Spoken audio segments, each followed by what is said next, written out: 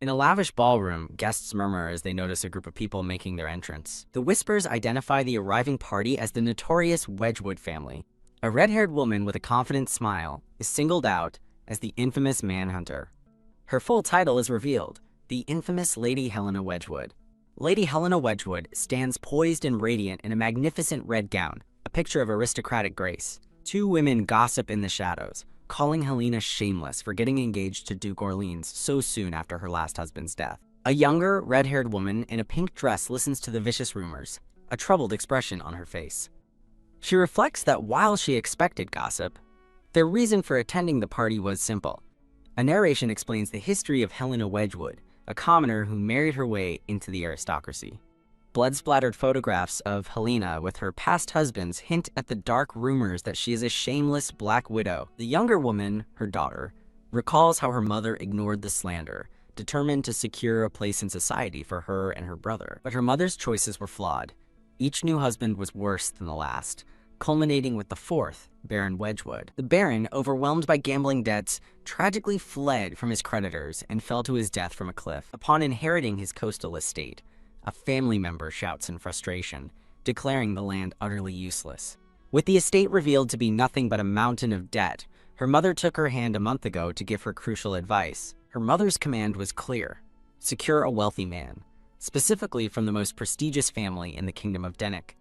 The target is the head of the Orleans family, Waldeck Orleans, a man of immense wealth and power. Her mother, Helena, asks her daughter Emmeline if she understands, having just secured a marriage proposal from Waldeck himself. A cackle sounds as the news of the engagement is met with waves of scorn from high society. Emmeline turns, her attention caught by a familiar, unwelcome presence.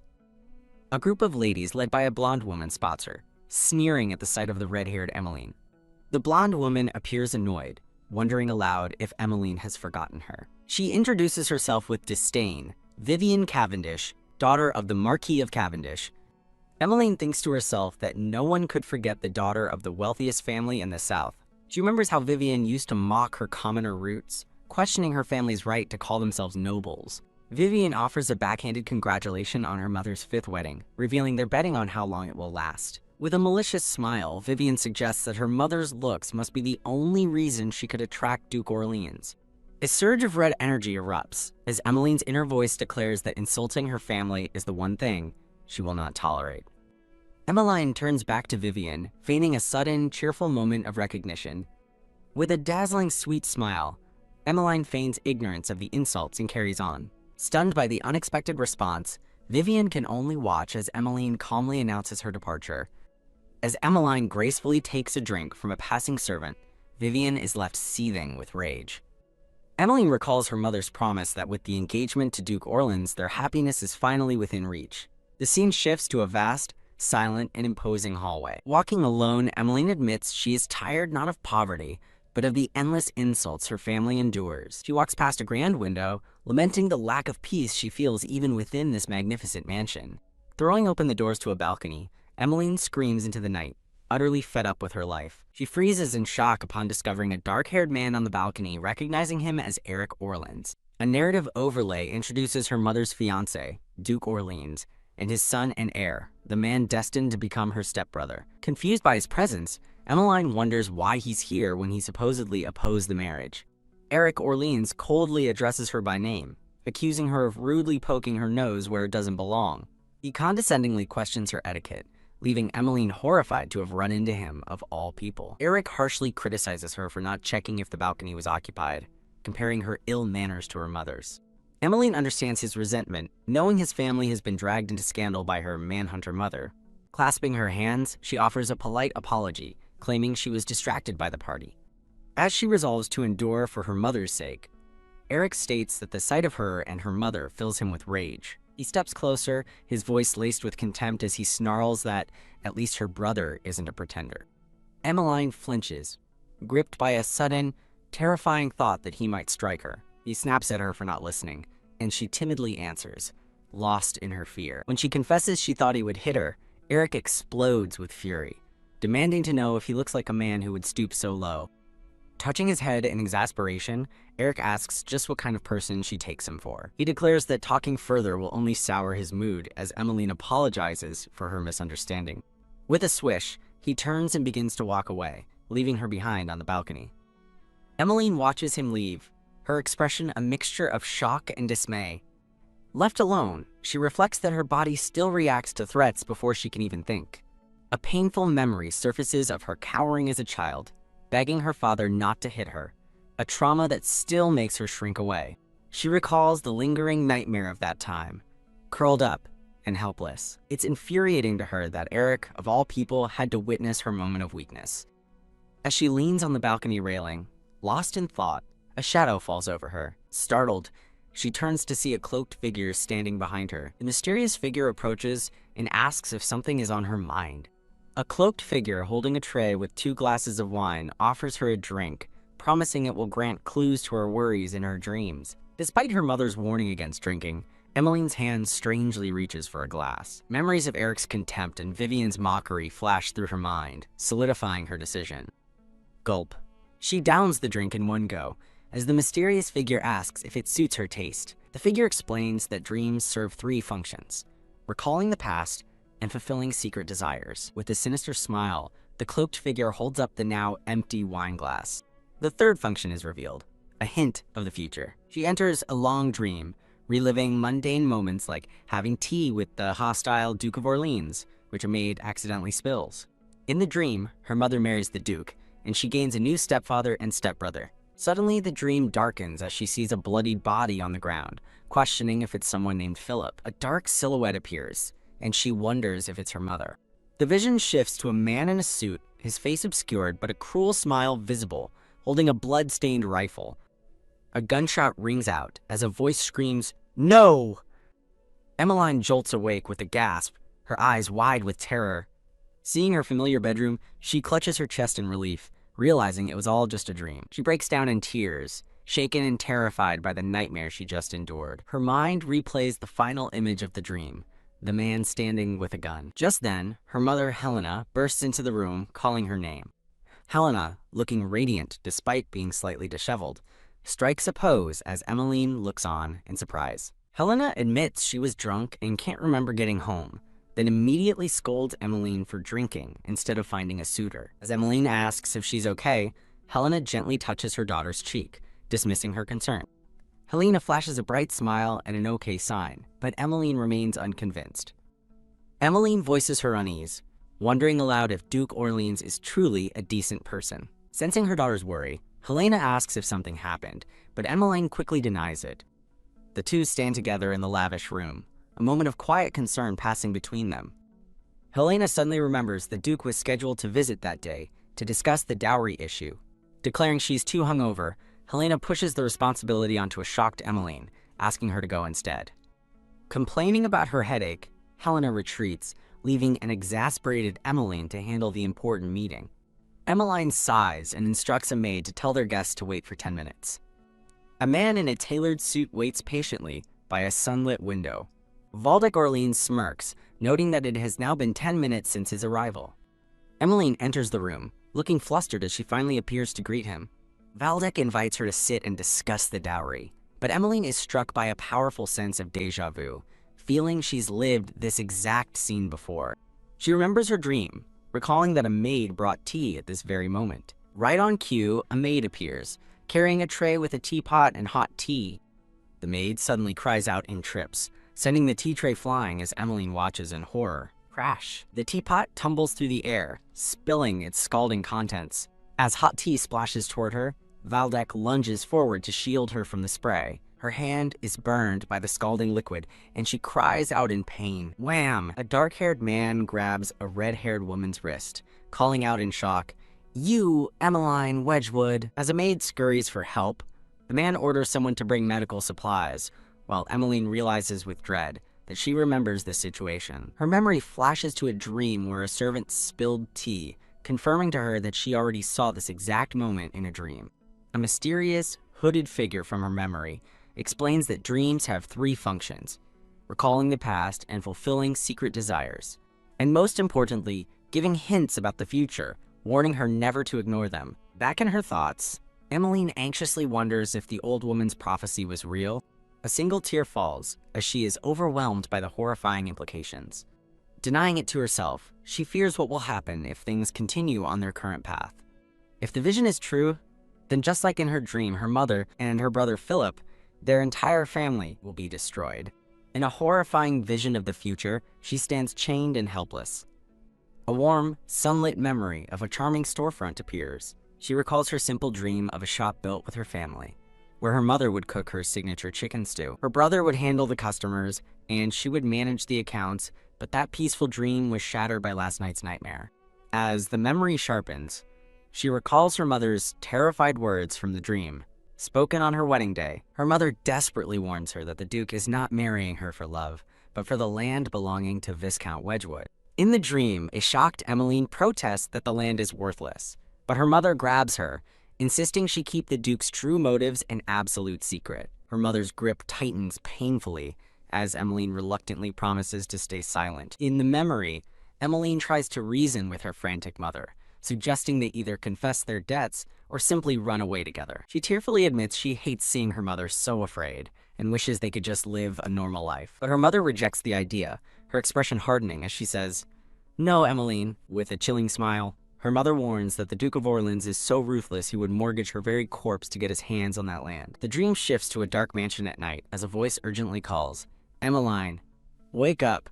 Her mother rushes into her room, shaking her awake and telling her to hurry. She thrusts a folder of papers into Emmeline's hands, ordering her to sneak out and run to the nearest police station. Her mother gives one last instruction: don't open the papers and ask for a prosecutor named Patrick upon arrival. As a confused Emmeline demands an explanation, her mother cuts her off, saying she must leave before the maids find her. With a final sorrowful glance, her mother pleads for Emmeline to do as she says before closing the door. Believing her mother had finally decided to run, Emmeline packed her things and waited outside the mansion for her family to join her. Bang! Bang! Her weight is shattered by the sound of 2 gunshots erupting from inside the mansion. Heart pounding, she opens the door and calls out in terror for her mother and brother. A wave of sheer panic washes over her face as the grim reality sets in. A voice from the darkroom says, "I knew you'd come back," as she sees a body on the floor. A man holding a rifle mockingly asks why she didn't keep running. The bruised and bloodied man smirks, remarking on her loyal little scammer family. He levels the rifle at her, coldly demanding she hand over the papers. The vision ends, and back in the present, Emmeline trembles, realizing her dream was a prophecy of what's to come. Eric gently presses a cold compress to her injured hand. "Kia!" She cries out in pain and surprise, flinching away from his touch. He holds out the ice pack, warning her that the burn will cause trouble for weeks if not treated properly. As he speaks of paying the dowry, her eyes widen with suspicion, wondering if he is also involved in her family's tragic fate. Looking down with a hint of remorse, he apologizes to Lady Emmeline for grabbing and injuring her hand. She watches him, surprised that such an arrogant-looking man can apologize so readily. With sudden resolve, she stands up, clutching the ice pack. Deciding to test him, she coolly states that an apology is nice, but money would be better. He asks how much she wants, and she thinks that by pushing him, she'll force him to reveal his true colors. She internally scoffs at the unbelievable audacity of her own demand. Expecting an explosion of anger, she's stunned when he calmly agrees to personally deliver 100,000 gold. She's floored by the offer, as 100,000 gold is a fortune large enough to support a noble household for a month. Confused by his actions, she wonders what's going on in his head, recalling how he looked at her with contempt just last night. Emmeline recalls a piece of gossip she overheard at a banquet, remembering that Eric seems to despise his father, the Duke. In a flashback, gossiping men reveal Eric is secretly starting new business ventures with Lady Margaret because he feels threatened by his own marriage to the Duke. Back in the present, Emmeline sits across from the dark-haired Eric, a worried expression on her face.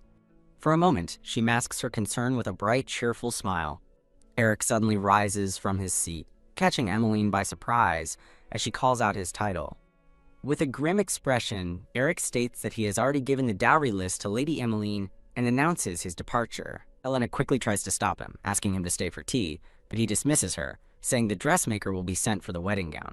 As he walks away, Helena fumes with anger, muttering about the insolent brat, while Emmeline watches from the sofa. Helena continues her rant, declaring that Eric's insane mother is no reason to pity his terrible attitude, while Emmeline quietly bites her lip. A flashback reveals an image of a silver-haired woman Eric's mother, who tragically took her own life. But Emmeline's narration reveals that the truth written in the dream's papers was very different.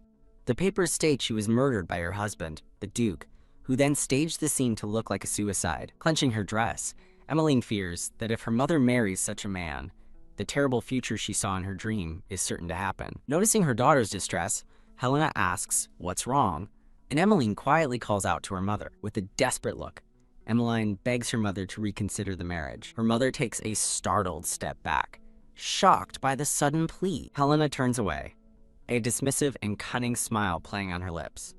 Emmeline presses on, asking what if marrying the Duke makes her mother miserable, but Helena coldly replies that it doesn't matter. Changing the subject, Helena cheerfully insists they go for a wedding dress fitting, leaving Emmeline to despair over how to convince her.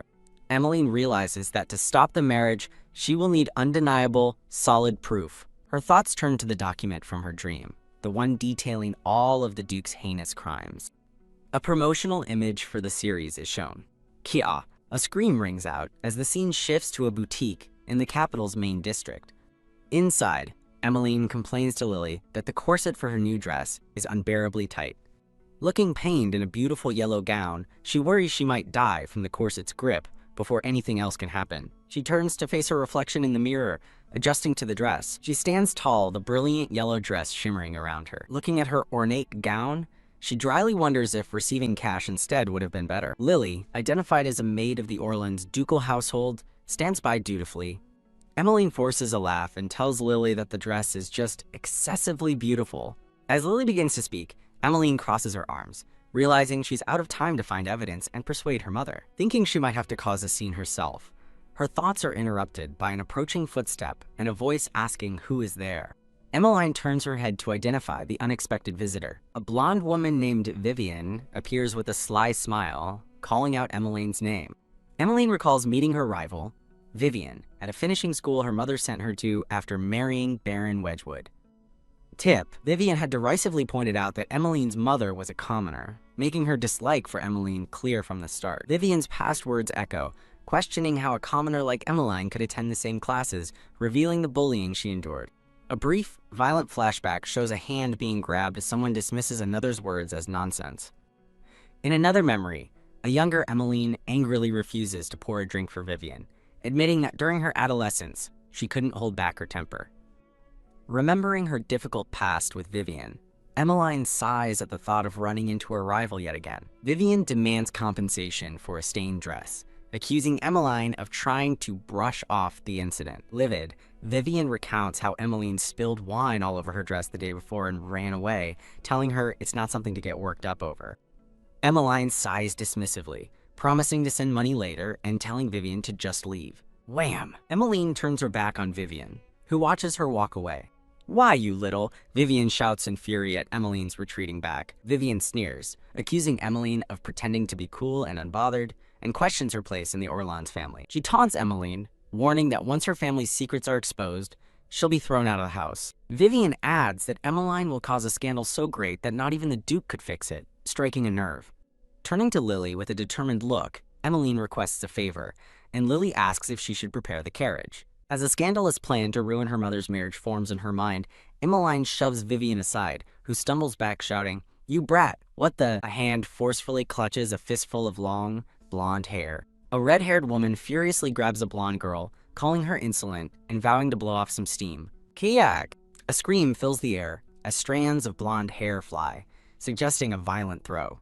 An elegant carriage waits in a courtyard as text announces it is 5 days until the wedding. Philip Wedgwood fumes that people are calling his sister the Southern Wildcat, revealing their mother has collapsed from the stress of it all. A red-haired woman smirks, realizing that if even Philip is this upset, her disruptive plan might actually succeed. She revels in the idea of nobles calling them a disgrace, mentally urging them to shout even louder. She smirks deviously, certain the Duke of Orleans has already heard the scandalous news. Her brother looks at her in disbelief, stammering as he asks if she's actually laughing at the chaos. Elsewhere, a silver-haired man sweats nervously, recalling that she has a habit of throwing the first punch.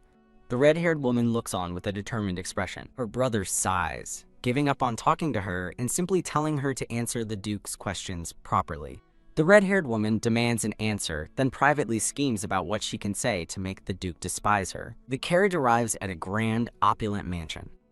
The red-haired woman and her blonde-haired brother stand together, ready to meet their host. The scene focuses on the imposing figure of a man in a dark, formal suit. The man, who has black hair and striking red eyes, regards them with a silent, unreadable gaze. The red-haired woman notes internally that this is their first meeting since the incident at her house. A purple-haired aide is bewildered, wondering why the Duke is smiling kindly instead of being furious as she'd expected. The Duke offers a warm, disarming smile. The siblings sit across from the Duke in a formal meeting room. While Philip tearfully thanks the Duke for his kindness, the red-haired woman scoffs internally. Family. My foot. She feels Eric's intense gaze on her, wondering if he's still upset that she threatened him yesterday. She takes a steadying sip of her tea, trying to maintain her composure. The Duke finally breaks the silence, addressing Emmeline directly to ask why she fought with Lady Vivian. Philip quickly tries to defend his sister, but Emmeline internally rejects his attempt to interfere. The Duke's eyes glow menacingly as he cuts Philip off, coldly reminding him that he was speaking to Emmeline. Emmeline observes that, while he pretends to be kind, his gaze shifts instantly the moment his authority is challenged. She looks on with grim understanding, recognizing that this cold, intimidating persona is his true face. The Duke tells Emmeline she can refuse to answer but must apologize to Vivian, a suggestion she internally rejects immediately. As Philip reacts in shock, Emmeline thinks to herself that she has no intention of apologizing for a scene she created on purpose. She looks the Duke in the eye and defiantly states there was no reason for the fight. She simply dislikes Vivian. The tension in the room becomes palpable, freezing the conversation. Emmeline's expression hardens as she thinks, "Now you see I'm a lost cause, right?"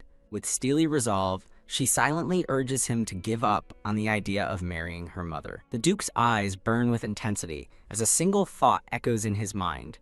"You psycho bastard!" Emmeline meets his glare, issuing a final, unspoken demand for him to abandon the marriage. His chilling thought repeats, "You psycho bastard," his expression hardening into a dark glower. Just as the tension peaks, the Duke's son calls out to his father, trying to intervene. Wham!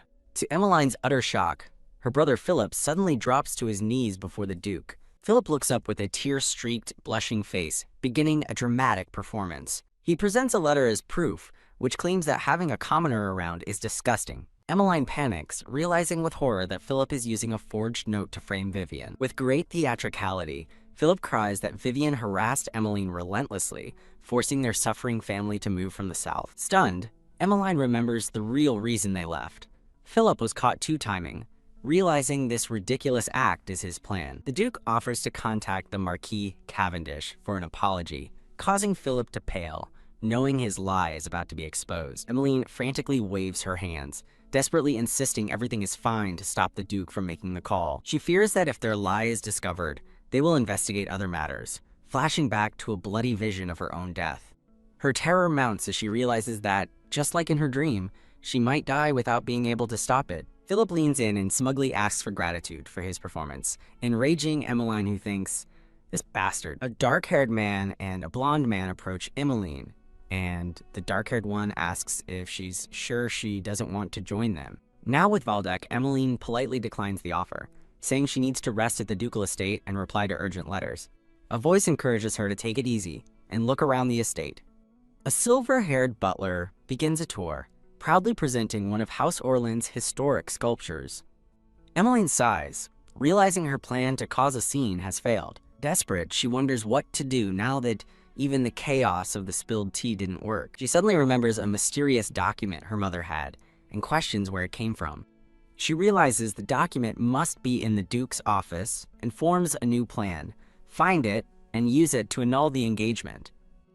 As a pretext, Emmeline asks the butler for tea, creating a diversion so she can search. The friendly butler happily agrees to her request. He tells her he will come get her once everything is ready. As the butler walks away, Emmeline watches him go in silence, her plan in motion. She scoffs at the ducal house's dignity, seeing it only as the place where the murderer from her dream lives. Determined, she resolves to quickly find where the secret documents could be hidden. She slips away and arrives at her destination, the Duke's office. Inside, she begins her search, but finds nothing in the fireplace. Checking behind a painting also yields no results. She concludes the secret must be hidden in the bookshelf, recalling that men of her father's status often had such secret spaces.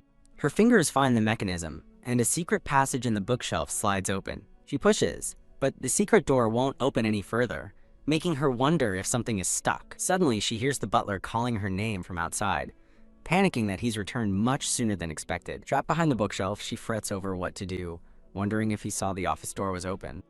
A hand grabs her arm as Eric Orleans suddenly appears from within the secret passage. Eric stares down at her with cold red eyes, addressing her by her full name, Emmeline Wedgwood. He reaches his hand out to her shocked face and tells her to come with him. Taking her hand, Eric leads a stunned Emmeline deeper into the secret area. Emmeline is in disbelief, her mind reeling as she wonders why Eric Orleans is here. Outside, the butler's voice rings out, angrily demanding to know what the servants are doing. The butler scolds a maid for neglecting Emmeline and leaving the office door open. She explains the young lord summoned them all away. A head maid orders the servants to find Lady Emmeline immediately. Back in the passage, Eric listens as the voices fade, believing they are gone for now. He looks down at a shaken Emmeline, questioning why she was in his father's office. Gasping for breath, Emmeline is overwhelmed with shock and fear. She begins to tremble violently, apologizing over and over. Seeing her distress, Eric's expression softens with concern as he asks if she's hurt. Lost in a traumatic memory, Emmeline weakly begs to be let out of the confined space. Overwhelmed by claustrophobia, she collapses against him, pleading desperately to be let out. A flashback shows a young Emmeline cowering on the floor before a dark, ominous figure. A man's voice condemns the young Emmeline Violode, telling her to stay locked in the room until he returns. The young girl frantically pounds on the door, shouting that it wasn't her fault. Her defiance turns to despair as she sobs, apologizing to her father and begging for release. A final desperate scream for freedom echoes in the darkness. The memory shifts to her mother, who once apologized tearfully for not realizing what was happening to her sooner. Back in the present, Emmeline collapses, panting, as she remembers her mother's vow to never leave her side again. She realizes the confined space dredged up old trauma, and she thinks she's doomed. Mortified, she realizes she was caught in such a vulnerable state by Eric, the Duke's son. As Eric's hand gently touches her hair, she flinches away in fear. Eric pulls his hand back in frustration, complaining that her terrified look makes him feel like a scoundrel. His red eyes narrow as he recognizes the fearful expression she's given him before. Turning away, he mutters about her look of pity as a stunned Emmeline stares after him. Flustered, the red-haired woman pushes the man away, insisting she can get up on her own and feeling utterly humiliated. With his arms crossed, the black-haired man looks down at her and decides to ask her a question. She averts her gaze, making the excuse that she simply got lost while looking around the mansion. With a menacing red-eyed glare, he scoffs at her explanation and tells her to come up with a more believable excuse. She turns the tables, looking up at him and asking what his excuse is. She looks at him pointedly, accusing him of sneaking around where he shouldn't be. She calls him out, stating that even as the Duke's son, he can't just dismiss servants to sneak into a private office. Caught off guard by her accusation, he stammers, unable to form a response. With a dismissive wink, she declares that she honestly couldn't care less why he snuck in. His eyes narrow suspiciously as he demands to know what she is scheming. He confronts her directly, asking why she tried to deceive his father with a note forged in Lady Cavendish's handwriting. Shocked that he knew, she listens as he reveals that Lily reported everything to him, from the note to the boutique incident. Stunned and confused, she asks him why he didn't mention the note when they first met. He explains that the whole affair began because Lady Cavendish insulted her, and that those who insult others must face the consequences. He smirks, confident in his justification for letting her plan proceed. Her face falls into shadow as she processes his words, a thoughtful silence descending. She scoffs at him, calling him idealistic for his age, which catches him by surprise. She shouts furiously that he's a naive little lord, declaring that Eric Orleans knows nothing about his own father. Stomping her foot forward for emphasis, she states that she wasn't planning to meddle in his affairs. She points a finger at him, lecturing that if he's ignorant of the situation, he should stay out of it, because ignorance is a sin. Her sharp words, "You naive little lord, ignorance is a sin," leave him speechless and stunned. Bang. The sudden, sharp crack of a gunshot startles the red-haired woman, her eyes wide with alarm. Her mind races as she realizes the Duke's sudden hunting invitation for Philip was suspicious, fearing something has happened. In a panic, She declares she has to get to Philip now and runs toward the large window. Eric shouts her name, Emmeline, warning her that she's on the second floor. As she climbs onto the windowsill, he yells that the height is equivalent to a third story in any other building. He pleads with her to calm down and get back inside, but she internally scoffs at his plea. Defiantly shouting that she can't do that, she leaps from the window into the open air. A loud rustle marks her landing in the thick bushes below. Speechless, Eric stares out the open window at what just happened. Leaning out, a faint, intrigued smile plays on his lips as he looks down. Below, Emmeline runs along a sunlit path, determined to escape. The maid enters and asks the young lord if he found what he was looking for, and he confirms he found the documents right where he expected. Holding the papers, he declares that now that he has the documents, they must arrange a meeting and instructs the maid to send a letter. A panicked thought echoes. Who could possibly remain calm when their family might be in danger? At the hunting grounds, Philip and other men remark on the slow hunt and peaceful atmosphere. Emmeline, however, covers her mouth, feeling nauseous and unused to the brutal reality of the hunt. The sight of dead animals turns her stomach, and she thinks how brutal it is, while the Duke remarks that he has no daughter and thus lacks delicacy. As the Duke and Philip cheerfully agree to return after a successful hunt, Emmeline watches them, disturbed by their casual attitude. She observes the Duke, noting that he shows no remorse for taking a life, even for sport. Looking at a slain bird, she feels a chill, interpreting it not as a trophy but as a warning that her family is next. A silhouette of her and the black-haired man stands before floating documents, symbolizing their shared secrets and plans. She resolves to unleash a disaster so great that not even the Duke himself could possibly contain it.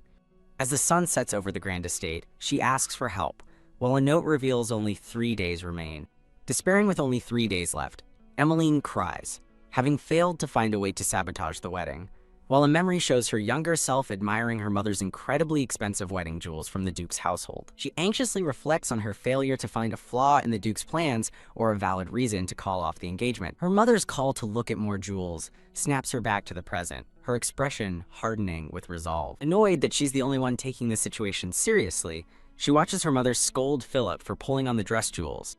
In the present, she and Philip stand silently before the ornate wedding gown. Wham! In a painful memory, her mother slaps her repeatedly, shouting that her words were cursed as Emmeline cries out. Troubled, Emmeline wonders if she's been acting strangely out of fear that the Duke is trying to steal her mother away. A memory surfaces of her mother hugging a younger Emmeline, promising not to go anywhere and to be glued to her 24/7, much to the girl's confusion. The young Emmeline looks out a grand window, plaintively calling for her mother. In the painful memory, a blonde man embraces her mother from behind as they hold an unhappy young Emmeline between them. Her thoughts sharpen as she focuses on her brother Philip. In a flashback, her mother furiously scolds Philip for visiting a shady tavern called Night Roses, terrified his name will be ruined in high society. Philip begs to go one last time to see a breathtaking princess, but his mother forbids it, knowing the princess is an acquaintance of Prince Eric. A title card introduces Night Roses as a discreet and heavily guarded tavern, where nobles engage in forbidden exchanges and clandestine meetings. Emmeline reflects that for someone like Philip, who is obsessed with women and forging connections, such a place is an irresistible trap. A sudden realization strikes her, and she pauses her train of thought. A cunning smile spreads across her face as she wonders aloud if the princess is truly going to be there. The scene shifts to the brightly lit, bustling capital district of the Kingdom of Denik. Arriving with a satisfied smile, Emmeline contrasts the lively capital with the quiet streets of her home in the southern provinces. She observes the vibrant nightlife, noting the capital is as busy as if it were midday. As more high society figures pass by, she dryly wonders if these people ever sleep. Looking up, she spots her destination, a sign adorned with 3 red roses. Just as she'd heard, 2 imposing guards are stationed at the entrance. One of the guards, a man with dark, styled hair, steps forward to ask her business. Night Roses falls silent by dawn. Her footsteps echo as she walks through the opulent halls, determined to see her plan through tonight. A profile introduces Princess Ella von Denik, the heir to the throne, known as a notorious flirt with an overwhelming sense of possession. The narration explains that the princess has cast many women out of high society for daring to cross her by even looking at a man she's claimed. Elsewhere in the tavern, 2 noblemen gossip and blush amongst themselves. In a dazzling gold gown, Emmeline reveals her transformation, now fully prepared for her mission. With a confident smirk, she resolves to steal the princess's man, get exiled from society, and force her mother's wedding to be called off. However, a waiter dashes her hopes by explaining that the princess rarely leaves her private room. What? Emmeline is floored by the news, realizing her plan has hit a major snag. Frantically scanning the room, she decides her first priority is to locate the princess's private chambers. Her gaze settles on a set of suspicious-looking curtains on the second floor. Just as she suspected, a man emerges from behind the curtains, confirming that must be the place. Pausing, she's hit by a sudden, mortifying realization. With no dating experience, she has no idea how to actually steal someone's man. She cycles through cliché pickup lines, dismissing most as horrifying, until she lands on one she thinks is actually good. Spotting a man at the top of the stairs, she ascends, preparing to deliver her chosen line. As she approaches him, she nervously rehearses the phrase in her mind. She blurts out an awkward "Was your father a thief?" leaving her target stunned. Horrified at her own words, her mind goes completely blank. Suddenly, a hand clamps down firmly on her wrist. The gray-haired man she accosted grabs her, demanding to know who she is and why she was staring at him. A sinister smile crosses his face as he leans in and calls her adorable. Disturbed by the look in his eyes, Emmeline frantically begs him to let her go. Ignoring her pleas, he declares, "Come with me," and begins to drag her away. As he pulls her along, one of her delicate, beaded heels slips off her foot and falls to the floor. Annoyed, she tells him to go home and sleep it off if he's drunk. She shouts for him to let go, just as his hand closes around her fallen shoe. A dark-haired man with red eyes appears, holding her shoe and asking about the commotion. He sternly asks if they are unaware that someone of great importance is present. The tables turn as Emmeline grabs the gray-haired man, who now pleads for his life after blurting out, "Tonight, huh?" Emmeline and the dark-haired man both stare in wide-eyed shock at this sudden development. Holding a glass of wine, a blonde woman in a black lace glove asks if there is a problem. The mysterious woman is described with 3 words: secretive, quiet, and sensual. A profile introduces the poised Princess Ella von Däniken, the first in line to the throne. The dark-haired man tells her he doesn't understand and doesn't want to, prompting her to call him boring. With a glass of red wine in hand, Princess Ella savors the moment with a satisfied expression. Annoyed, the man rubs his temple, saying he'll pretend not to have heard her blasphemous remark, but she just calls him stiff. A faint, confident smile plays on Princess Ella's lips. A narration explains that Eric, who became commander of the Royal Knights, was already known for his exceptional swordsmanship at 14. In a flashback, the Royal Knights recommended he take the entrance exam, which he did despite his high standing making it unnecessary. After passing, he joined the Knights and has served Princess Ella faithfully ever since, even after stepping down as commander. Eric cuts the small talk short, asking if she brought what he requested, and she confirms she did. She hands over a large, string-tied envelope. Princess Ella flashes a cunning, knowing smile. Eric stands before the princess, who sits regally on a sofa in a luxurious room. The narration introduces Prince Robert, second in line to the throne, who is rumored to be using royal funds to collude with nobles. The news seems to catch Eric by surprise. He recalls Emmeline's sharp accusation that ignorance is a sin. He wonders if distrust is a greater sin, affirming his belief that his father, who swore loyalty to the princess, would never harm her. Taking the envelope, Princess Ella coolly challenges him, saying they'll see if his father is as honorable as he believes. Reading the contents, she remarks with mild surprise that the House of Orleans seems to have no serious issues. She hands the documents back, and he accepts them, agreeing to her unspoken command. With a slight smile, Eric reveals to himself that it's just a normal accounting ledger. Princess Ella watches him with a knowing and amused smirk, a chibi version of the princess sighs, thinking he's ridiculously old-fashioned. Princess Ella strikes a confident pose, a sly smile on her face. Standing beside a maid, Eric looks flustered and asks what exactly people do in a place like this. He muses that it looks like a simple rendezvous to outsiders, while the maid thinks a prince like him wouldn't understand. Eric tells Princess Ella he hopes to avoid such places in the future, and she dismisses him, telling him he can leave. As he walks away, he instructs a woman named Lily to guard the princess tonight. Tap. The heavy doors close behind him. Lily, the maid, watches him go with a subtle, knowing smirk. Princess Ella sips her wine as Lily asks if they can truly trust the information. Lily reports that the young Duke retrieved the documents from a secret vault in the Duke's own office. Princess Ella closes her eyes thoughtfully, telling Lily to keep watching as the Duke could be deceiving his own son. Tap. The scene shifts back to Eric leaving the room. As he opens the door, a flash of vibrant red hair catches his attention. He's momentarily flustered by a vision of a chibi him being teased by the princess, rendering him speechless. Walking down the hall, he worries about the kind of trouble she might cause. He stumbles upon a chaotic scene. Emmeline has the gray-haired man by the collar, who looks utterly terrified. Stunned, Eric recognizes Emmeline and demands to know what is happening. Ugh!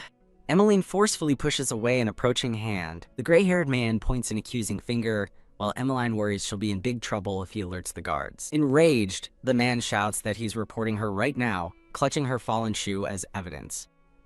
Erg! A powerful blow sends the gray-haired man flying backward.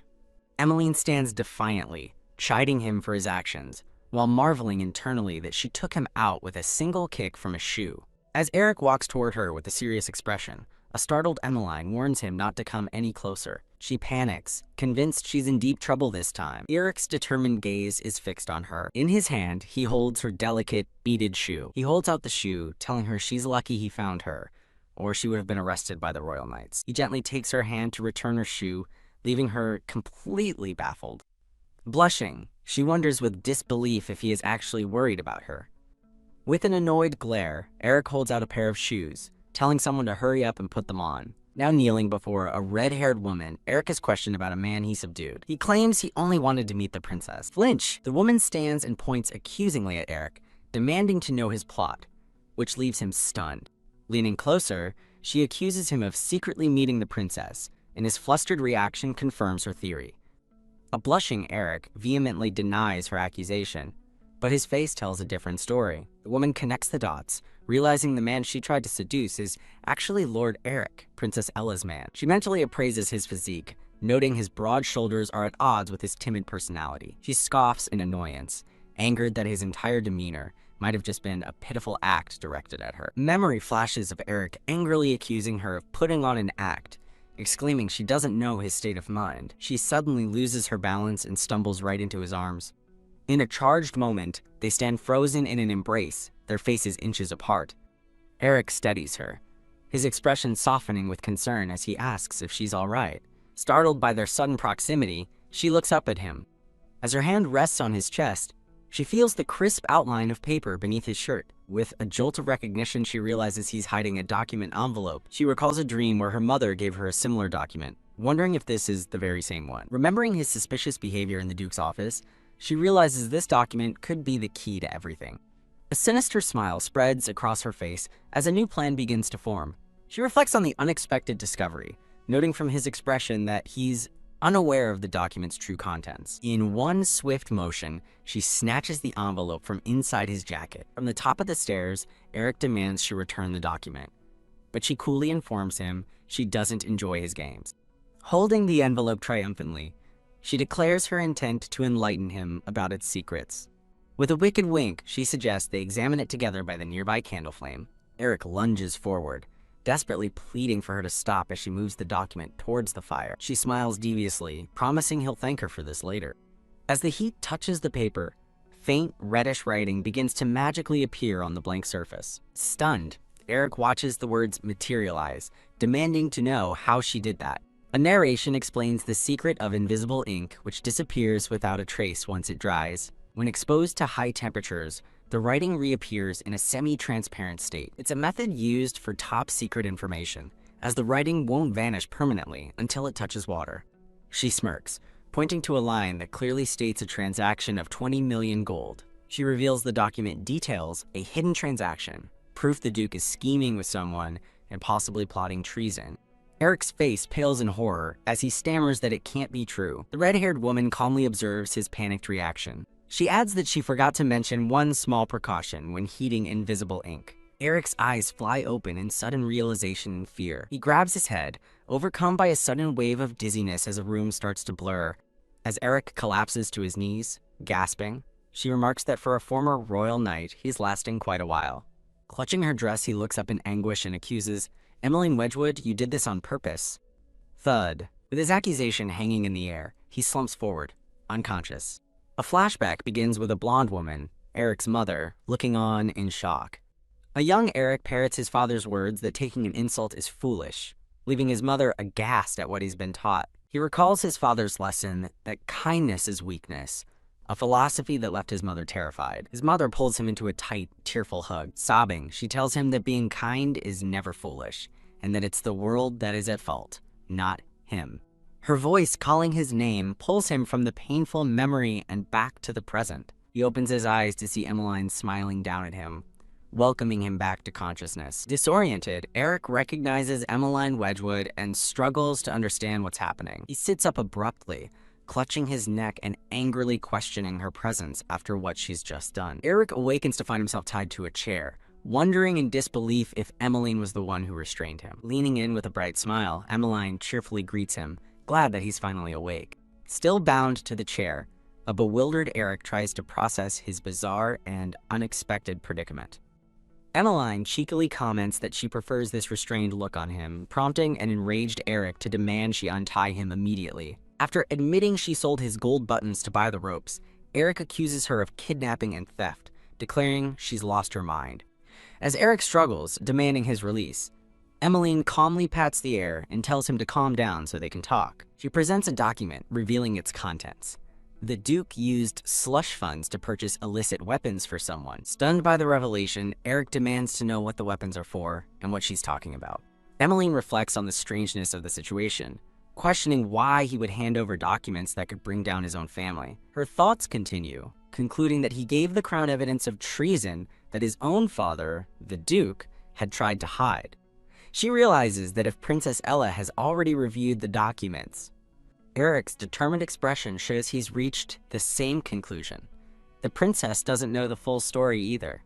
A cunning smile spreads across Emmeline's face as she considers what would happen if she were to tell the princess everything. Growing desperate, Eric warns her not to escalate the situation and pleads for her to untie him. Emmeline leans closer, a sly look in her eyes as she points out how flustered he seems, calling him Lord Eric. She takes a moment to think, leaving the still-bound Eric to watch her warily. With a sharp look, she reminds him of his prior promise to give her anything she wanted. She lunges forward and grabs him by the collar, leaving him utterly speechless and confused. As he protests, she gets closer and forcefully reminds him that he promised to grant any wish she had. Horrified, he thinks to himself that this is going way too far. She wraps her arms around him from behind, holding him close while he's still tied to the chair. An old-fashioned camera is set up nearby, ready to capture the scene. Flash! As the camera captures the moment, she resolves to take all the blame for the impending mess. A close-up reveals Eric's face, flushed and sweating from the compromising position he's been forced into. He demands to know what she's doing, and she pitches her idea, a scandalous story about the impossible love between a brother and sister. Eric panics, realizing she took a picture of them, but Emmeline snaps her fingers and tells him not to worry, as it's all part of her plan. Placing a small, ornate box on the desk, she declares that she doesn't care for justice, only for protecting her family. She explains that if her plan succeeds, the scandalous film won't leak, and she can feign ignorance of the Orleans family secrets. Standing before him, she states her one condition. He must stop her mother from marrying Duke Orleans. She suggests spreading rumors of her own scandalous behavior, knowing the Duke would easily believe them. Her true goal is revealed in a vision of her family returning peacefully to their home in the South. Emmeline reveals that her mother's 4 previous marriages all ended mysteriously, hinting at a pattern of self-sabotage. The scene focuses on her elegant, bow-adorned heels as she stands her ground. In a flashback, Emmeline's mother asks a young Emmeline to be her daughter, explaining that families aren't predetermined but are made. The mother's lesson concludes with a stark warning. A family must be protected by any means, or they will perish. Returning to the present, Emmeline asks Eric if he still doesn't understand why she's so desperate to stop the wedding. Eric argues that they still don't know the truth about the dealings between his father and Prince Robert. Emmeline counters that buying 20 million gold in private weapons is treason, but concedes that the investigation is a matter for the crown. She poses a critical question. What if the document he delivered doesn't tell the whole story? She challenges him directly, asking if he will maintain his innocence when the Duke's full treachery is revealed. With only 2 days left, she offers him a way out. Let her create a scandal to stop the wedding, sparing his family from being branded as traitors. She walks to the window, delivering her ultimatum. If he refuses, the film will be sent to the newspapers. Eric shouts in alarm, fearing she's about to jump from the window again. As she stands perilously close to the edge, He begs her to step back, warning her of the danger. With a burst of power, Eric shatters the magical restraints, shouting, "Emmeline Wedgwood, stop right there," as he lunges to save her. As he catches her, her elegant shoe is knocked from her foot, falling to the floor. Holding her securely, he tells her not to jump again, leaving her stunned that he's worried about the very person who was just blackmailing him. She falls back into his arms, wondering if the man holding her is foolish or simply kind. Her single, beaded shoe lies abandoned on the floor as the dramatic rescue concludes.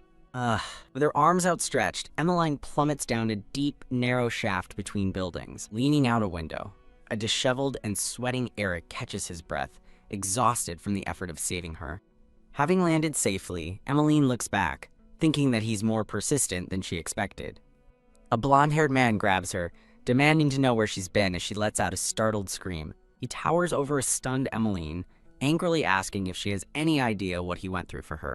In a flashback, Emmeline gets the same man drunk at a tavern, revealing she did it to get information about the princess. Her brother furiously reminds her their mother's wedding is in 2 days, asking if she's insane for staying out all night. He continues his tirade, demanding to know where her other shoe is, but she evasively blames complicated circumstances. Puff. A chibi Emmeline smugly reminds herself that she's on the verge of becoming a duchess. Now in a simple robe, Emmeline lets out a weary sigh. Her brother scoffs at her excuse, telling her it's ridiculous and that he doesn't believe her. Spotting her satchel, he remarks on her strange behavior, asking if she's had a weird dream. He leans in with a dark expression, intensely questioning her about having a strange dream. Shocked, Emmeline wonders if her brother Philip could have seen the same dream she did. Philip runs a frustrated hand through his hair, telling her to stop sulking when she's about to join a ducal family. He argues that she should be thrilled to become a noble of high standing like everyone else envies.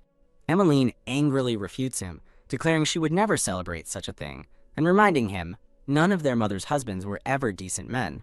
Her sharp words leave Philip speechless. She declares that she's had enough of being used by the men their mother marries. A painful memory surfaces of her family being dismissed as low-born commoners who don't know their place. Another flashback shows a man's angry face as he scolds her for not listening to her father. With grim determination, she vows to do what's necessary to avoid future regrets, questioning why her simple wish is so difficult. She pleads with her brother, asking if they can't just live honestly from now on. As Philip starts to respond, a woman's voice calls out for Emmeline from beyond the door. They both turn as the voice asks if Emmeline is in the room. Emmeline's red-haired mother stands in the doorway with a maid, demanding to know what she's doing and telling her to get ready. The woman walks in, reminding Emmeline that they were invited to the royal ball tonight. Her mother looks annoyed as she repeats that they have an invitation to the royal ball. The scene shifts to an elegant ballroom, with the narration noting the royal party is about to begin. Silhouettes of nobles fill the grand, opulent ballroom, dancing and socializing under a massive chandelier. A romantic vision appears of a couple vowing to be one until death do them part.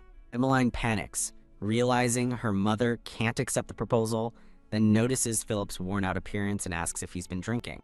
A voice chides them, asking why both her children must behave this way on such an important day. Emmeline's mother, Lady Helena, stands with her hands on her hips, looking thoroughly exasperated. Helena tells Emmeline to pick a dress, but Emmeline just complains that she wants more sleep.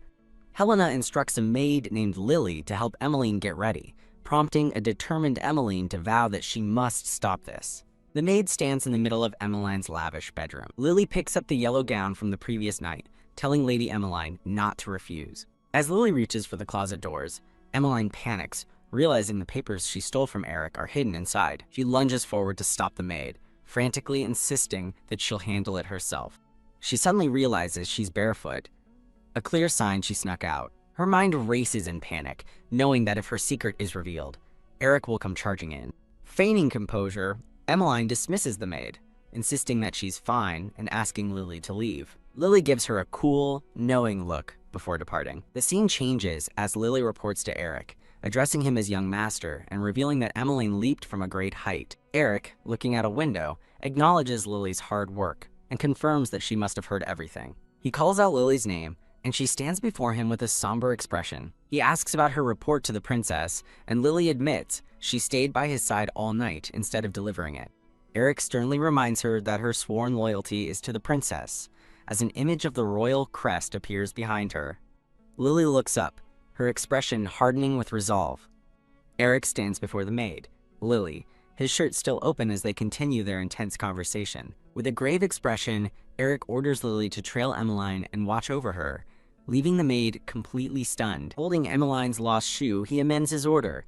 Lily is to observe her for 1 day, and they will only report to the princess after verifying the document's authenticity. He privately wonders if these documents will become his family's disgrace, or the very spark of their downfall. Sitting down, Eric contemplates the delicate, beaded shoe he holds in his hand. He reasoned that since Emmeline is after the back page of the document, he has the opportunity to review it first. In another room, Lily remarks to a red-haired Emmeline that she has changed a great deal recently, catching her off guard. Emmeline retorts that people are bound to change and wonders if the same isn't true for Eric, but Lily immediately dismisses the idea as impossible. With a knowing smile, Lily asserts that the young master is exactly as he appears and has never changed. Lily elaborates with conviction, stating that young Lord Eric is the same person on the inside as he is on the outside, a fact she knows from watching him for a long time. Bowing, Lily departs with Emmeline's dress, offering her assistance any time before closing the door. Alone in her room, Emmeline stands barefoot, skeptically pondering Lily's description of Eric as being the same on the inside as he is on the out. The narration explains that it was a well-known fact that Eric was highly favored by the princess during his time as a knight. The princess had secured her position as first in line for the throne by returning the northern mithril mines to royal control. While Eric faithfully protected the princess, his own father, the Duke, had sided with her political rival, Prince Robert. A sly smile crosses Emmeline's face as she wonders if Eric would truly maintain his loyal stance if he knew the full extent of his father's betrayal. She thinks to herself that Lily is mistaken. Young Lord Eric is not nearly as simple as she believes. The scene shifts to the Orleans estate, where Eric asks a servant where his father is gone. He is informed that the Duke has gone hunting on the estate grounds, to which he quietly responds. Now properly dressed in a waistcoat, Eric walks purposefully down a grand hallway beside a butler. He enters a vast library, thinking that his father's absence is the perfect opportunity to find the secret room and see what's hidden on the back of the document. Holding an ornate key on a string, he recalls his mother leaving it for him to find a hidden recess in the archives that even his father didn't know about. He uses the key, and with a great rumble, a section of the bookshelf slides open, revealing a secret passage. The hidden door opens with a clack, and Eric steps into the darkness beyond. Inside the gloomy passage, he questions where the papers are, but quickly realizes with alarm that the document is gone. FSSSH. He quickly strikes a match to illuminate the small dark space. In the flickering light, his shock grows as he confirms the shelf is empty. The rest of the papers that were definitely there are now missing. A sudden flash of light reveals glowing magical script appearing on the back wall of the empty shelf. Eric stares, baffled, at the mysterious message materializing before his eyes. The glowing words taunt him, stating he'll never know who wrote the message, because he believes he's the only one who knows about the damnable ink. His expression hardens as he processes the cryptic message left in place of the documents. A painful memory surfaces of his mother screaming, "I gave birth to a monstrous child!" the last words she spoke to him before he left the estate at 14. Overwhelmed, Eric clutches his head, now fearing that his mother's tormented words were not a curse, but the literal truth. Recognizing his mother's handwriting, he trembles as a horrifying thought takes root. Her death might not have been a suicide after all. As he leans against the doorframe, a voice from behind him observes that he looks troubled. He turns to see his father, the Duke, standing in the doorway asking him what's wrong. With a sinister smile, the Duke mockingly asks his son if he intends to strike him down. He casually suggests they sit, unless Eric is truly prepared to sever their family bond over a few papers that he took. The Duke, already seated, asks if Eric has confirmed the document's contents, guessing he has already reported to the princess, leaving Eric stunned that he knew. Smiling coolly, the Duke explains that he anticipated it, having heard that Eric met with Her Highness the day before. The Duke adds that it was simple to surmise the princess was behind the ledger tampering, making Eric realize his father is testing him to see how much he knows. Deciding to test his father's reaction in return, Eric composes himself. He announces that he discovered the hidden ledger written in secret ink, noting his father's slight falter as he likely calculates his next move. Taking a seat, Eric directly confronts him, asking if he was colluding with the prince. His father calmly admits he won't deny it, but assures him the matter is not as dangerous as he thinks. The Duke claims he was merely purchasing weapons to assist the prince in a private matter. With unshakable confidence, he tells Eric to ask the king himself, declaring that he has already received royal sanction for his actions. Eric believes him, concluding that his father, assuming he only knew what was in the ledger, had prepared these excuses well in advance. I, Emily Orleans, will never take my own life. He recalls another detail about the special ink. The writing won't fade unless it comes into contact with water. The Duke of Orleans listens intently, hearing that while the princess has many achievements, she's also tangled in too many scandals. His mother warns Eric against getting involved with the princess, claiming she is guarded and would only use their family for political gain. The Duke smiles faintly, explaining he simply wants to spare his son the suffering he endured on account of his family. He mentions sparing Eric from his mother's madness, causing Eric to clench his fist in anger as he questions the word. Eric internally scoffs at his father, wondering how he can speak of his mother's pain with a smile. Eric pointedly asks if Madame Grim Helena soothes his father's suffering, to which the Duke only smirks. The Duke casually admits she doesn't, but concedes that she is amusing to be around. With a slight smile, he adds that she is also quite useful to him. Placing a gloved hand on a rifle, the Duke tells Eric that it's time he found a partner and must be cautious in his choice. He stares intensely at his son, stressing that his future companion must be chosen more carefully than anyone. The Duke explains that the next Duchess will have access to all the family's secrets, warning against choosing someone who would betray them. The scene shifts to the royal ball hall, where a guest wonders why Duke Orleans has not yet arrived. An overhead view captures the opulence of the grand ballroom, where nobles mingle under the bright lights. Emmeline observes her mother laughing with a man, recalling her dream and resolving that she must intervene at the ball tonight. A fractured vision reinforces her goal, to stop Duke Orleans from proposing to her mother and ruin their impending marriage. A man swirls a glass of red wine, thinking to himself that things are proceeding as expected. The blonde man compliments Emmeline's mother on her elegance and grace as she stands beside him. In another part of the hall, the beautiful Princess Ella is surrounded by admiring men. Emmeline's mother and her companion overhear guests gossiping about a rumored marriage between Princess Ella and Eric. A flustered Eric has shown his onlookers speculate that his relationship with the princess might be more than just political. An announcer heralds the arrival of the Marquis of Cavendish and his daughters, causing Emmeline to turn sharply towards the entrance. A confident blonde woman named Vivian makes a striking entrance, capturing everyone's attention. Emmeline is shocked, wondering why Vivian arrived before the Duke, whose entrance should have preceded hers. As a guest remarks on Vivian's swift remarriage, Emmeline remembers how in her dream, Vivian would constantly insult her mother. A memory surfaces of Duke Orleans stepping in to shield Emmeline's mother from Vivian's verbal attacks. Emmeline realizes with concern that it was the Duke's protection that ultimately won her mother's complete trust. Determined to prevent the past from repeating, she decides she must find her mother immediately and stop the proposal. Her thoughts are cut short as red wine is suddenly splashed all over the front of her white dress. Vivian offers a disingenuous apology to Emmeline, feigning sympathy for ruining her dress. Emmeline notes Vivian's apparent pleasure at seeing her healthy, but feels that something is off about the situation. Vivian recalls Emmeline's unapologetic behavior at the boutique, suddenly realizing that this encounter is different from what she expected. A flashback to their previous altercation makes Emmeline wonder if grabbing Vivian's hair has already started to change the future. She begins to connect the dots, considering that her earlier actions might be the reason the Duke has yet to arrive. A wicked smile forms on Emmeline's lips as she realizes causing chaos might prevent her mother's marriage, while Vivian taunts her about the spill. With a dark look, Emmeline thinks that if Vivian truly wanted to threaten her, she would need to do something far more chaotic. Vivian scoffs, asking if Emmeline plans to grab her hair again and calling her insane, but Emmeline just stares back with a confident smirk. Changing tactics, Vivian brings up Emmeline's infamous reputation in the South. She then brings up Emmeline's father, coldly referring to him by the ominous nickname Bluebeard. Vivian delivers a shocking accusation, claiming that rumor has it Emmeline personally killed her own father, the leader of the Violode Guild.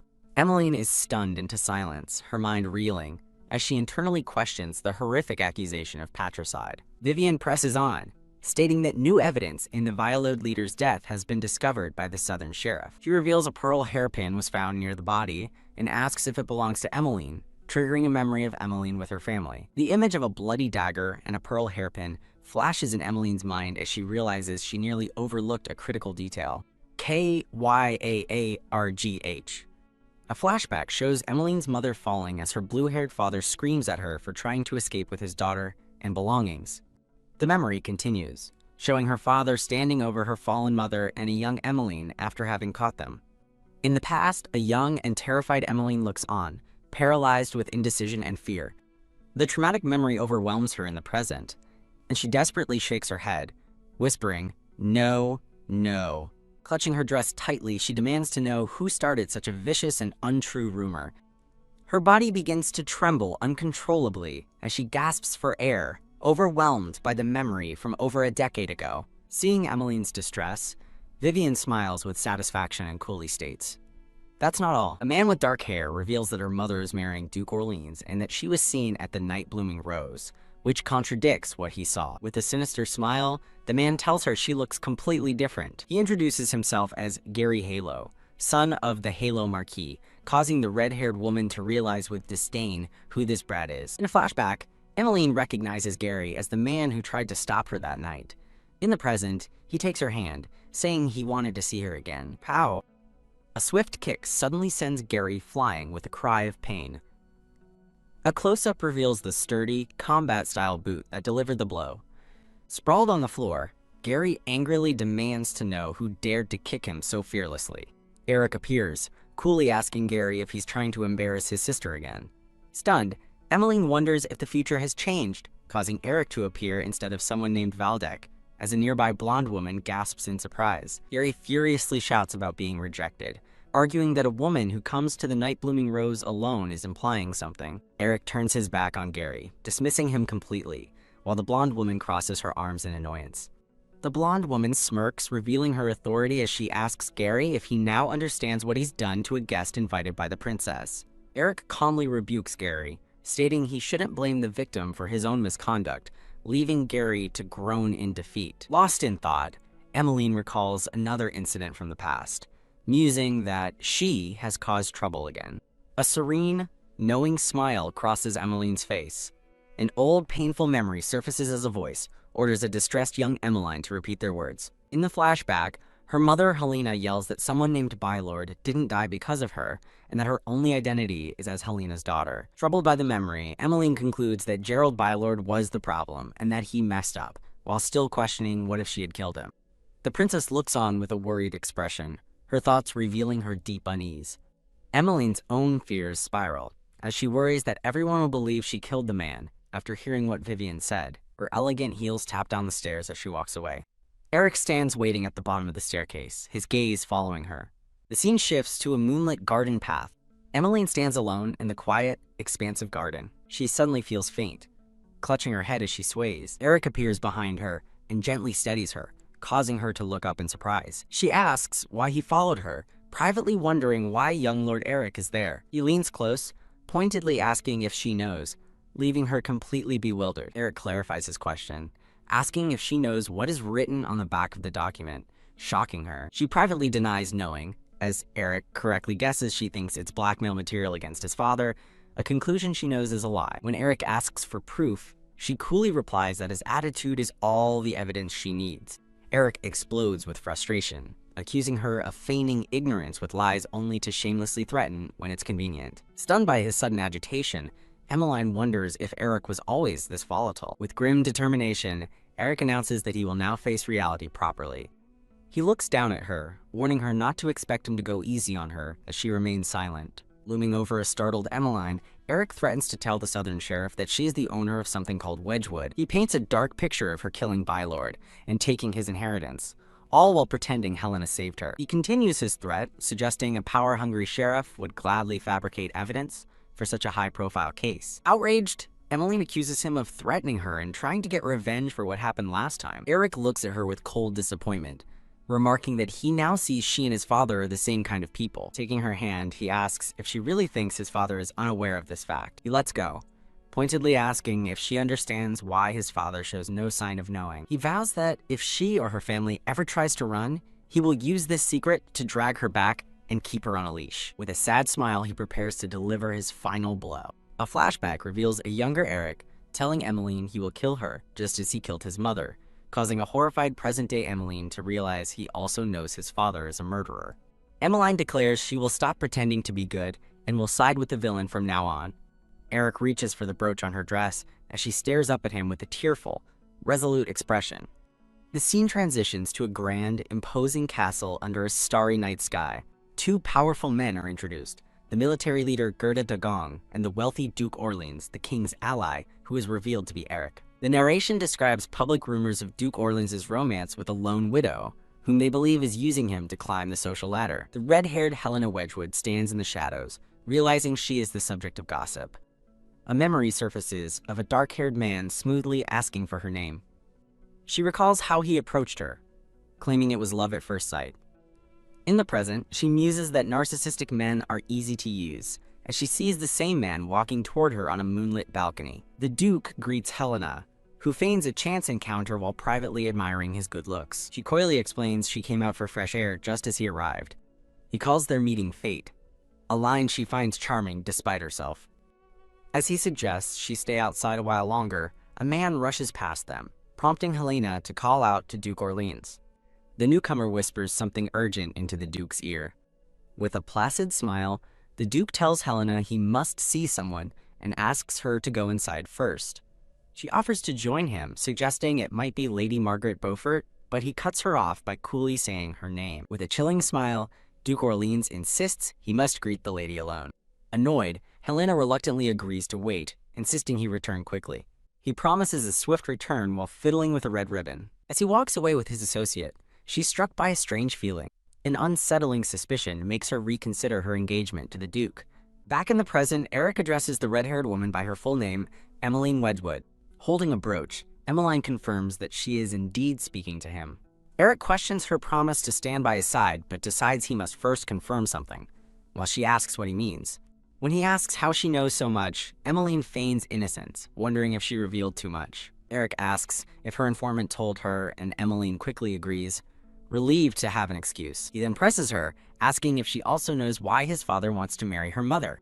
Emmeline considers the situation, noting her family's lack of inheritance rights but potential usefulness. As Eric internally notes the limits of her informant's knowledge, she believes he is falling for her act.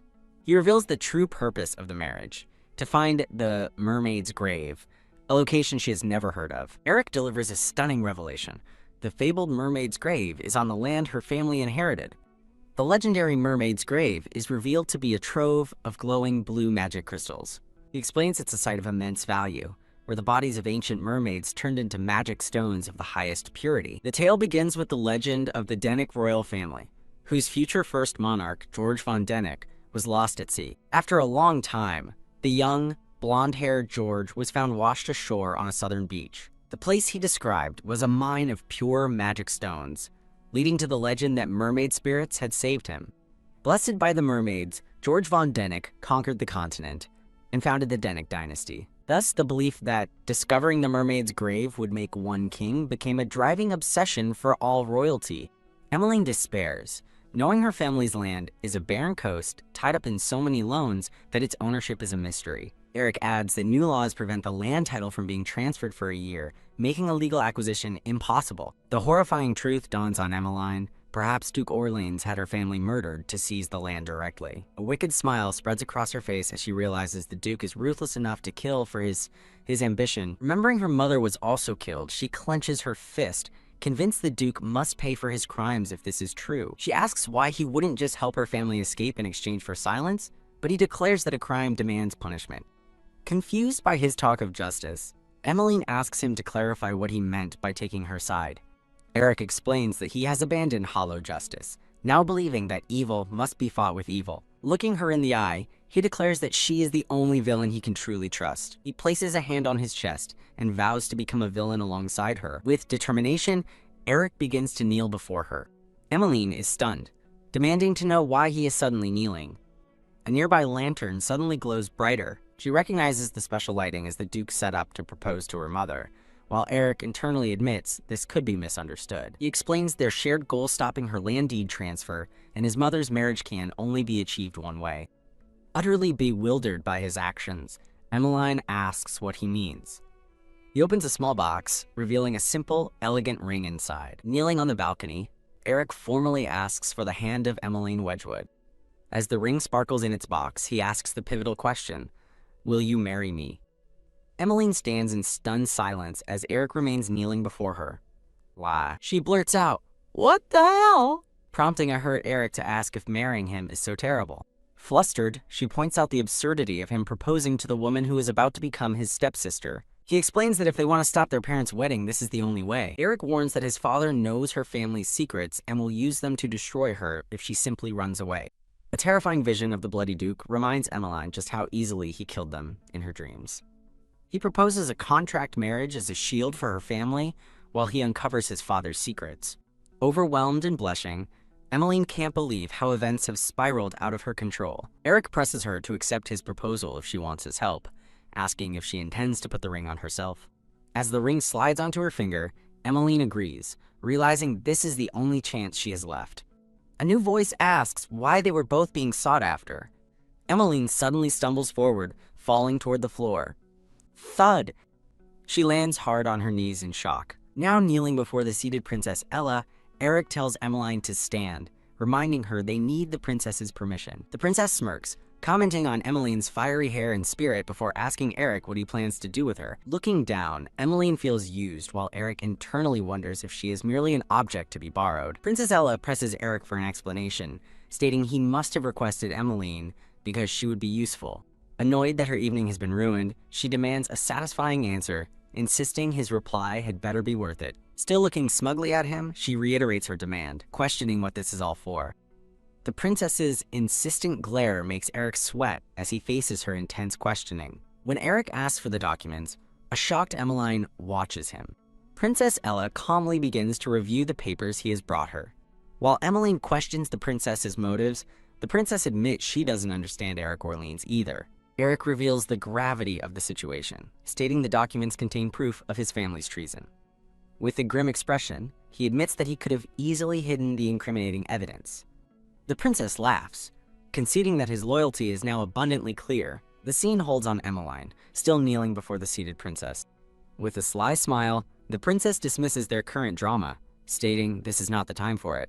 Startled, she reveals that the mermaid's graveyard will belong to the Duke in 2 days, causing Emmeline to gasp. The princess finally understands the Duke's true motive for wanting to marry Lady Helena. Her family's land is the fabled graveyard. Declaring that this cannot be allowed, she playfully suggests she should just marry Eric herself instead. An image of Eric and Emmeline standing together as a couple illustrates the princess's thoughts. Princess Ella points out that by marrying, their situations are now the same.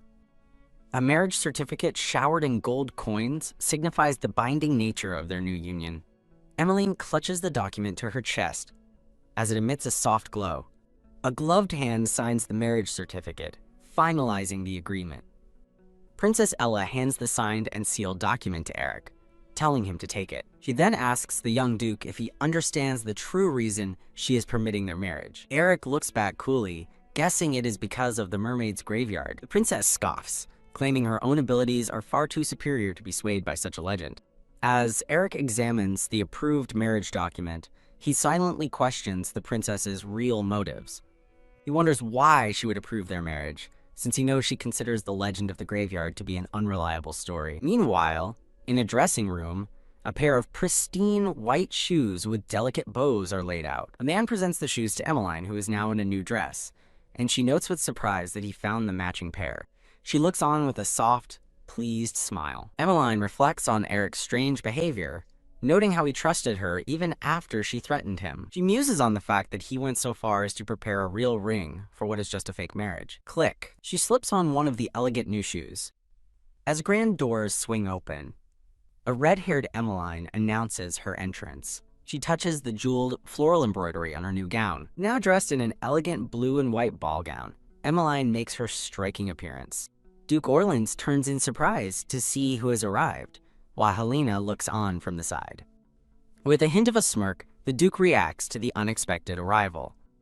Helena smiles with smug confidence, her arms crossed. Amidst a hall decorated with flowers, Duke Orleans and Emmeline stand face to face. 1 hour later, the scene shifts to the moonlit inner palace. Princess Ella recalls how the Duke and a man named Robert plotted behind her back to seize the mermaid's graveyard. Alone in the vast hall, she reflects that without Eric's intervention, she would have lost it all. As Duke Orleans strides down the corridor, the princess silently acknowledges his serious demeanor. The piercing eyes of the Duke and the princess are shown, labeling him a sly fox of a man. The Duke greets the princess and apologizes for his delay, but she chides him for being uncharacteristically late. She pointedly mentions that Lady Margaret Beaufort's business rights were also late. The princess recalls recommending Lady Beaufort for a trade deal, but the Duke slyly claims that's not what he heard. She presses him on his plans for a southern steel mill, questioning his source of land and electricity. The Duke smiles, remarking that since nobles ignore efficient electricity, it's the perfect venture for a man of his station. With open arms and a challenging look, the princess suggests that if he had been honest, she might have stepped aside. The Duke laughs it off, pledging his loyalty, which the princess openly doubts. She challenges him to prove it by giving her his son, and he coolly agrees to arrange an engagement if Eric desires it. Internally, the princess scoffs at his confidence, knowing he's lost control of his son, but agrees to discuss it after his wedding. As the Duke walks away, she muses on his blatant act of pretending ignorance. Watching him leave, the princess is impressed that the normally rigid Eric managed to deceive his own father. A new figure is introduced, the poised and elegant Margaret Beaufort. Princess Ella smiles triumphantly, wondering aloud how it feels to have seized the continent's greatest prize. The scene transitions to a glittering city at night. Emmeline questions why they need a new photograph when their hotel already provided one. Eric explains that if their engagement is to be announced in the paper, they should have a proper photo. A woman with brown hair tied back, wearing a red and black uniform, stands with her back to them. She turns, revealing a stoic expression as she holds a ceremonial staff. Eric instructs Emmeline to address the woman as Dame Lily, shocking Emmeline, who realizes Lily is a knight, not a maid. Emmeline accuses Lily of dishonesty, but the knight calmly instructs her to smile for the camera. Fuming internally, Emmeline recalls Lily's claim of being straightforward. The magnificent castle is shown illuminated against the night sky. In the gardens, Emmeline stands awkwardly far from Eric, questioning the distance for the photo. She complains that they can't take a date photo from so far apart, causing Eric to clear his throat. From the bushes, Dame Lily holds up a camera and tells him to move closer to fit in the frame. Emmeline cheerfully agrees, linking her arm with Eric's and leaning in close. Blushing furiously, she pushes his face away, complaining he's too close and that they should just use the hotel picture. Eric worries that a ruined reputation from a broken engagement could make it difficult for her to remarry. Emmeline internally reflects that marriage is crucial for a man like Eric, as a noble match would enhance his dukedom's prestige. She realizes marrying the princess would grant him the highest position and scoffs at his concern for his image. With a sudden move, she buries her face in his chest, hugging him tightly. A close-up reveals Emmeline's flushed cheeks and determined eyes. She leans back, looking up at a very confused Eric with a soft smile. Her soft smile turns into a sly, triumphant grin. Dame Lily declares the pose perfect and prepares to take the shot. Under a full moon, a lavish carriage travels through a dark forest. Inside, Eric smiles as he examines a film strip from the photo shoot while a voice calls out to him. Dame Lily asks if he truly intends to marry Emmeline, to which he replies that the princess has already approved it. Dame Lily looks at Eric and begins to explain Lady Emmeline's delicate situation. Eric grimly absorbs the accusation that Emmeline was his father's accomplice in a murder plot against a trading company head. As he holds Emmeline, he recalls that she was only 12 at the time of the incident, far too young to be a partner in crime. His thoughts turn, concluding that all the evidence actually points toward Emmeline's mother, Madame Helena. Clenching his fist, Eric becomes certain that the young Emmeline could not have been the culprit. Dame Lily earnestly questions Eric's plan, asking if he truly believes his father committed treason and why he can't trust him. Eric calmly explains that on a battlefield it is wiser to set aside doubt when it comes to one's allies. With a knowing smile, Lily accepts his orders to send Emmeline a banknote for 100,000 gold for wedding preparations. Eric sees this as the perfect opportunity to confirm whether Emmeline is truly an ally or an enemy. The scene transitions to an image of Emmeline standing with her mother and father. In a lavish parlor, a voice notes that a woman named Margaret is writing an autobiography and plans a business announcement. A gloved hand diligently writes, filling a page with elegant script. A dark-haired man smiles, remarking that the revenue from Margaret's department store surpasses the income of some dukes. A formal portrait introduces a stern man with white blonde hair as King Dennick, Malthus Dunir von Dennick. The king argues that estate wealth comes from the people's labor, while stores profit from luxury, but the duke counters that many livelihoods now depend on such businesses. With a slight smile, the king accepts this as a sign of the times, noting it's the very value Princess Ella always stressed. He reflects that while Ella lacks a princess's dignity, her ability to sense change and make daring investments is second to none.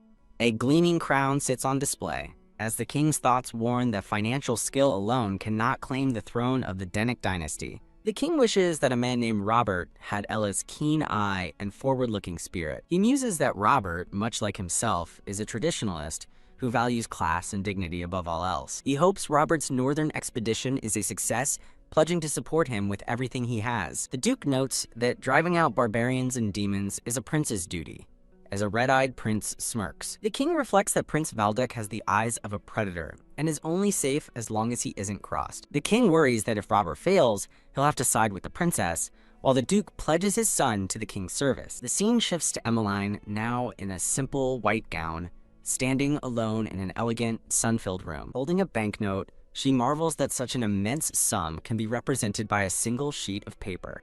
A maid, who appears to be Dame Lily, presents the money, confirming it is the promised marriage fund. Emmeline impatiently asks a blonde young man why he isn't ready for their agreed-upon trip to the temple.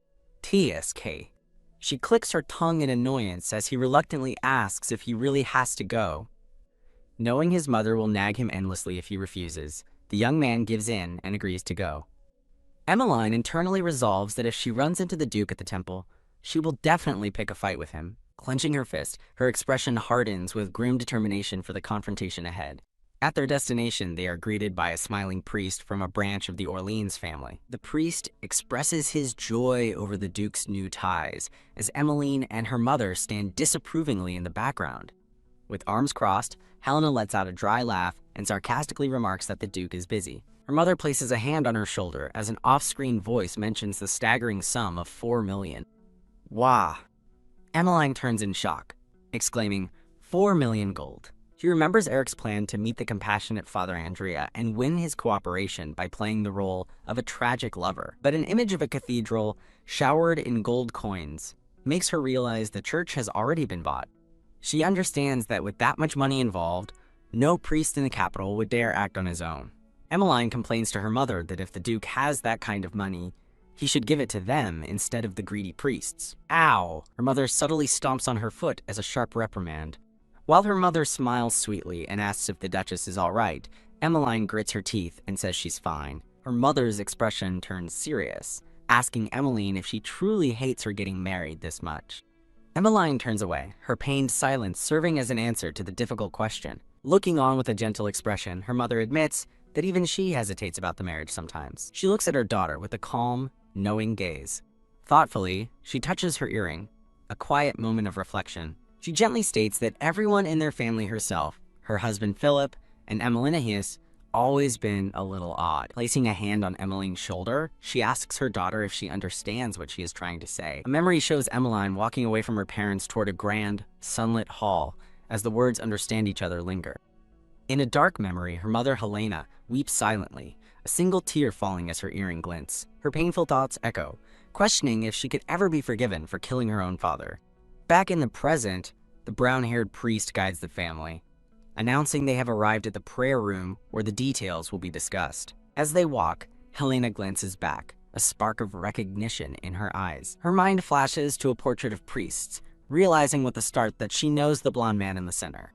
A gasp escapes her as the memory clicks into place. She recalls a scandalous newspaper article about a priest whose violent son was hidden away in a boarding school, all covered up by the cathedral. Emmeline points to the blonde priest, asking if that is Father Andrea, and the other priest confirms it enthusiastically. A grimly determined look crosses Helena's face as she realizes she now has a powerful secret to use. Elsewhere, Eric smirks, confident he's found the perfect leverage to pressure Father Andrea in their upcoming negotiation. The scene changes as Emmeline frantically chases after a departing carriage, shouting for the driver. Having caught up, she angrily demands the driver take her to the cathedral's boarding school at once. Inside the cathedral, Father Andrea calmly denies a request, questioning if someone would dare obstruct a holy marriage. The scene reveals it's Eric who made the request, now pleading for the priest's help, explaining he received permission to wed first. Eric lowers his head, a bead of sweat on his brow as he awaits the priest's answer.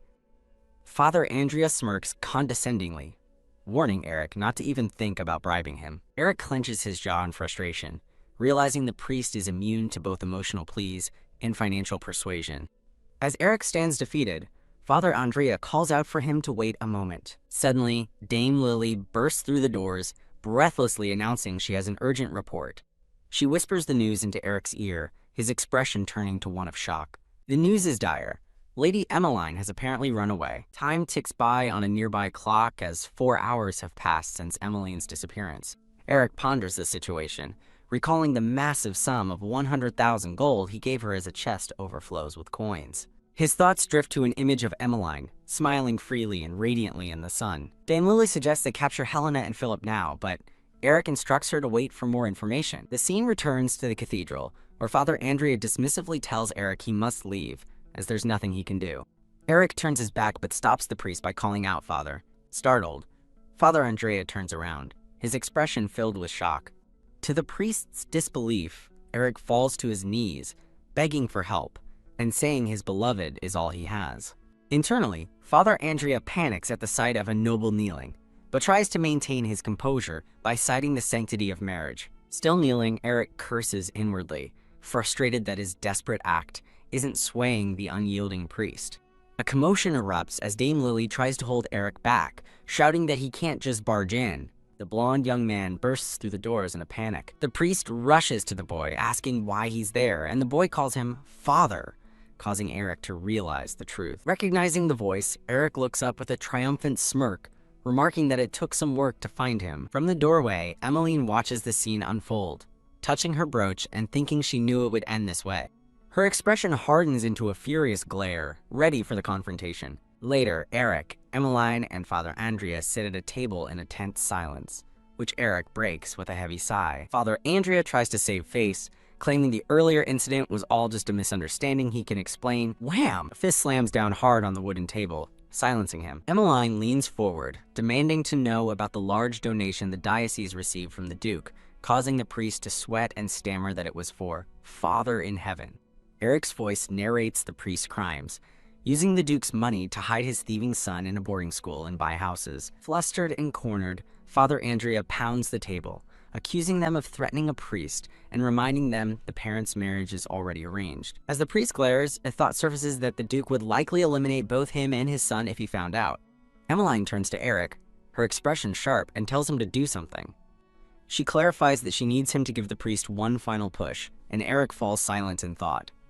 Eric suddenly stands and walks toward the priest, who nervously warns him to stay back. With the priest now unconscious on the table, Emmeline calmly tells a stunned Eric that she simply did what he asked. She then nonchalantly suggests that kidnapping the priest isn't a bad idea, to which Eric coolly replies, "I see." Eric calmly suggests they just kidnap the priest, leaving Emmeline to wonder why he's suddenly so agreeable and unlike himself. Facing him, Emmeline demands to know if he's done something wrong to her, telling him to be honest in front of the priest. She angrily reminds him that he gave her 100,000 gold as a test in the first place.